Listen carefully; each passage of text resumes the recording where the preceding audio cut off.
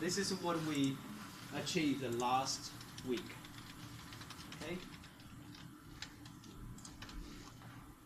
So before we start, let me just say after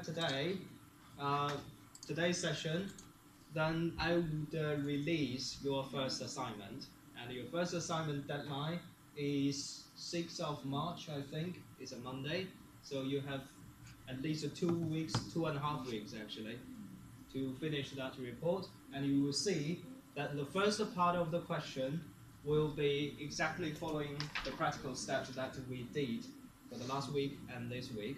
We will do for the linear probability model and interpret your results. So I will give you a data set, and I will give you also the descriptions about the variables, and then you would generate that summary statistics. You would just give a general comment of how to interpret them, and then we will conduct some linear probability model this time and how to interpret them. So I would do this exactly in the same format of exercise.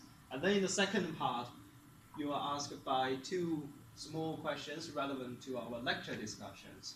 So what would be the theoretical difficulties and remedies when we implement OLS on the linear probability model, on the binary choice model, and if we want to apply a transformation approach so that what benefit that we actually gain.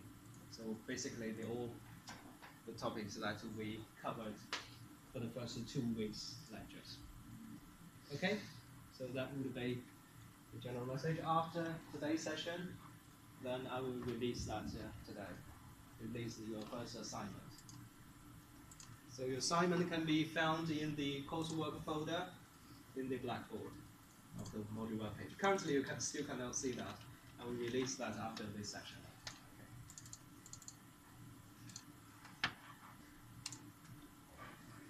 Okay, so remember what we did last time? We generate a report and we can basically explain summaries for our data. So it's very important to get to know your data as long as you organize them together. So that this way, by generating that way, it will be helpful, because then, particularly for some of the dummy variables, by generating dummy variables, then the mean value would be corresponding to either we can interpret it as the proportion of people within our sample who are male or who are female. So in this case, it's 47% of the sample, and then the right 53% are male. And then also our dependent variable is a dummy variable, so 1/3, almost 1/3 of our sample individuals who decided to join in the labor union. Okay, and also we can summarize the proportion of people coming from different geographical area, from different industries, and with different levels of degrees and things. So you can also comment about the maximum and minimum value, especially for example, the age, whether that cover a reasonable range. Because here we're talking about the trade unions or labor union. Whether you participate, you firstly have to be in the right age to be classified as a workforce. So usually, as we see here, it should be generally about 16 in this country. And here, in our sample, the highest age would be just 64. Okay? So this is the sample coverage. And for those dummy variables, it's generally fine, because they can take either 0 or 1. Okay?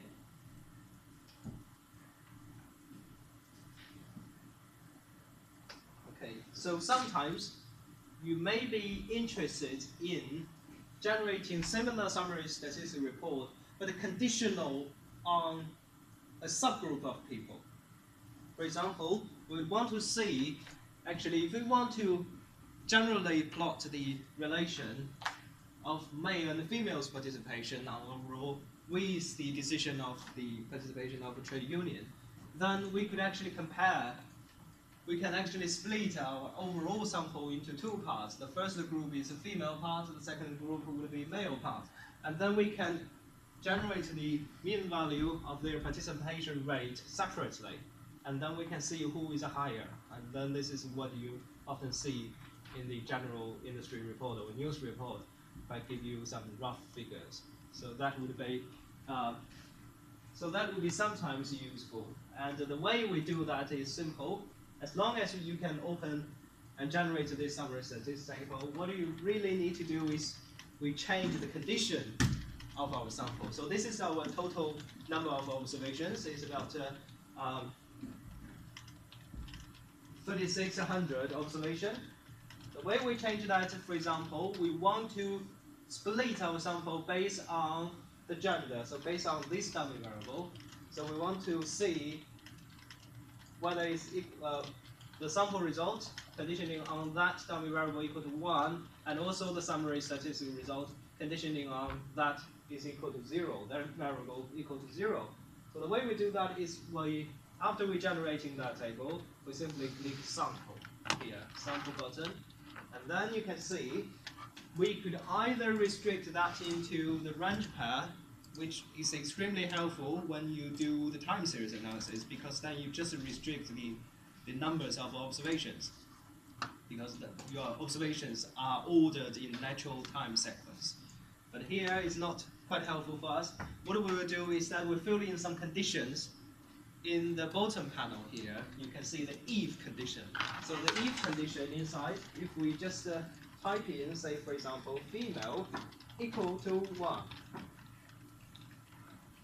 and then click OK, then you can see after we click OK, then our number of observations has been reduced down to about 1,700 from previously about 3,600, and that is 1.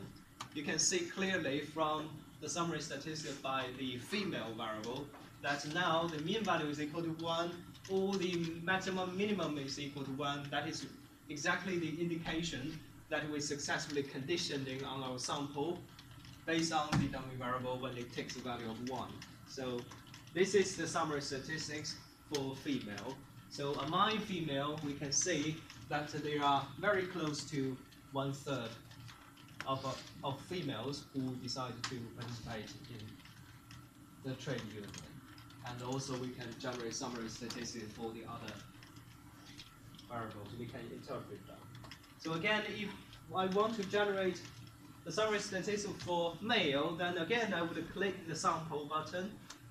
Instead of by inputting, say, if condition in the bottom panel here equal to 1, I would just change that equal to 0. So that indicates I'm conditioning on the sample where female dummy takes a value of 0. Intuitively, that means I'm conditioning the summary statistic based upon the male group. So you can see female dummy all takes the value of 0, and then you can see actually here we got slightly lower participation rate for male group because it's 28%. For female group, it's 29.7%. So by comparing those things, you can really get some rough idea. Okay. So basically, you can input any condition that you are interested in. Now, if I delete all of the condition here, then I'm going back to the overall sample. So this is the initial sample. So the trick again is the sample here, so that you can impose any conditioning that you want. Okay. So now we can implement our regression. Okay, so suppose at the beginning I just want to run a simple regression without those dummy variables.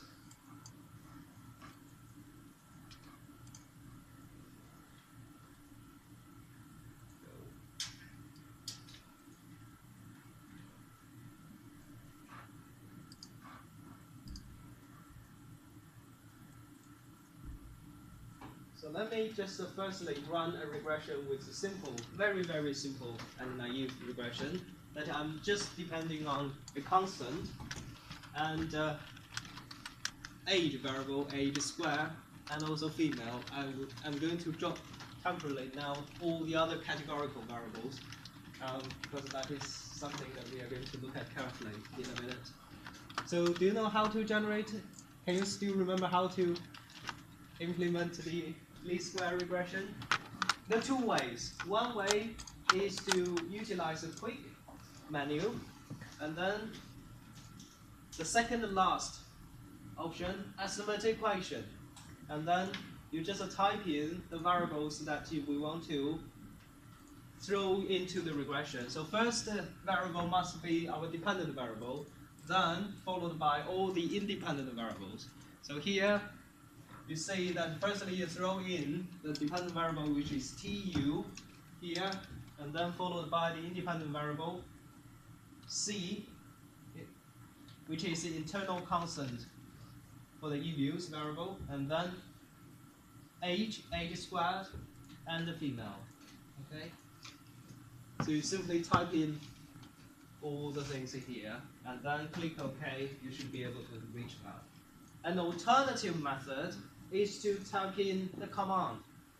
And the command for least square in e-views, you simply type in the command in this command window. And the command for least square estimation is simply ls. So ls basically tells e-views that you want to do least square. And then, again, the same thing for specification of the variables. Firstly, the dependent variable, then followed by independent variable. So why do I introduce the command style? It's because if you conduct a very big project, which involves thousands of steps of cleansing your data and conduct several regressions, you should be confident to replicate those things for your research and for others to check. So how do you guarantee that all of your report and the way you're placing data could be replicable? Is, of course, make a note of every step that you do. And if you are quite familiar with the command for statistical software, and you just copy and paste all the commands that you do, then you actually preserve all the steps. So if you rerun those commands and give the initial data that you get, then you absolutely would reach to the final step that you will have. So this is a very, very handy way of preserving all of your working steps so that you won't lose track. So later, for example, you generate one table, and then you leave that to your colleagues to work for half a year, and then later they come back to you. How did you generate that table? You probably would have forgot if you just click and click and click. So, but if you preserve all of those command style things and put them into a log file, then you know how you generated that. So that would gives you a history. So that is sometimes very, very important, particularly once you do the research. So I would recommend you to begin to learn some command, not necessarily for e-views. If you want to do, say, for example, about the SAS, or you want to do that for Stata, you want to do that for R, then they're all fine. They're all supporting command. Okay, so that is why you see so many researchers and they are keen on just typing command rather than click. Sometimes they even lose track. They don't know actually there is some options in the menu because they want to preserve something.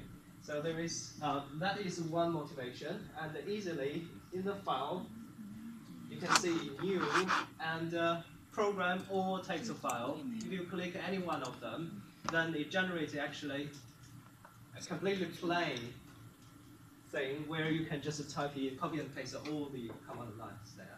The difference is that once you try to open the file, establish a new file as a program, then as long as you copy and paste there is a handy button called run. So it would run from the top line of this log to the bottom. So if that consists of several commands, then if you run them line by line, so that you should be able to run that automatically. But if you just decide to generate that text file, then it's pretty fine, because after you type in all of them, you can simply click as a normal way save to your file folder. So then you still preserve your history. Okay, so that would be. some tips. So in our assignment, you're not required to really tell me what actually you reached there. What you really need is copy and paste the result table. So you could either do by typing command, or you can simply do that through the menu things by clicking things. Okay.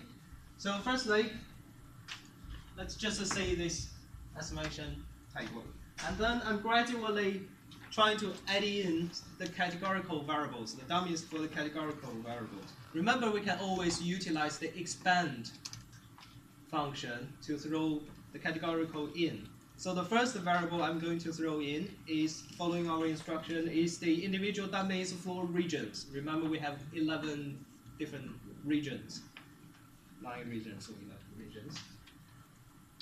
So the way we throw in, again, I could either change my existing estimation.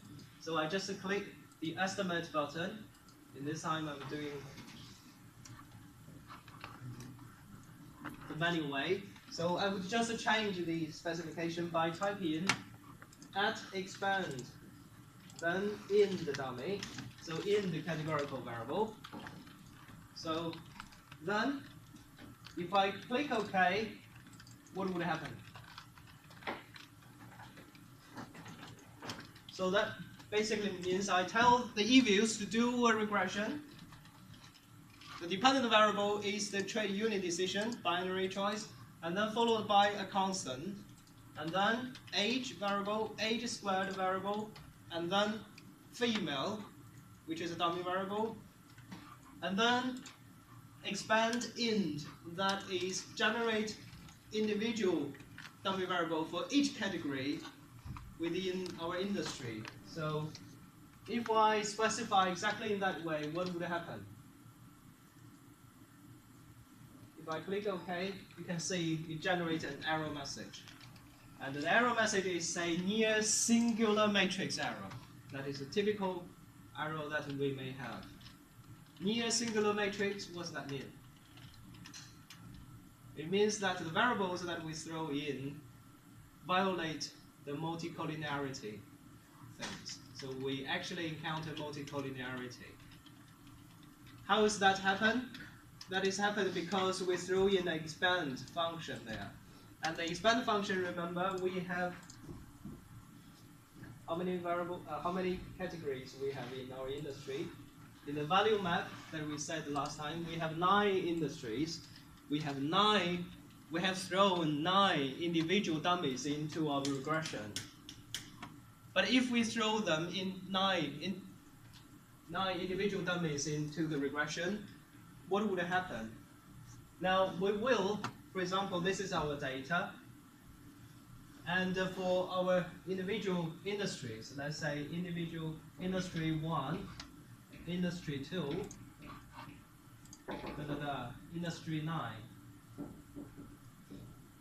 So in our data set, we will have some individual, for example, the first observation, the first individual in our sample, who coming from the second industry. Then we know that for those dummy variables, for that particular individual in our data set, all the rest of dummies would take the value of 0, except for the second industry dummy. That will take the value of 1, indicating that this individual is coming from the second industry. And then, carry on, we may have another individual called individual 2 in our sample, who may happen to come from the first industry. Then we know that the dummy structure will take the value of 1 under the first category, but it takes the value of 0 for the rest of the categories. And then we will have all the other individuals up to, say, for example, the 8th individual, who takes all the value of 0, but then takes the value of 1 in the very last industry, industry 9. In this case, is other sector. Okay, so let's just assume, for simplicity, that in this hypothetical case, we just have 3 industries. So industry 1, industry 2, and industry 9. We ignore all the middle part. So if I summarize all those three cases together in our data, what we will get? We will get always the cases. If I sum up that, we can see that we always get to the case when that dummy can be turned on, which basically means it takes the value of 1. Also get that dummy can be turned on, takes the value of 1, and that dummy takes the value of 1 as well. So that basically means I may hypothetically get to the case where all the dummy can be switched on. And when they all switch on, what's that imply? If you look at that horizontally for each individual, I add those values up, then it's equal to 1. I add those values up is equal to 1. I add those individual dummies within the same categorical variable, it's add up to 1.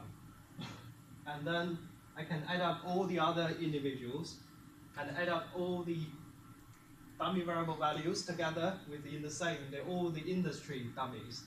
And we can see that from those indicators, for every individual, if I sum up across the row,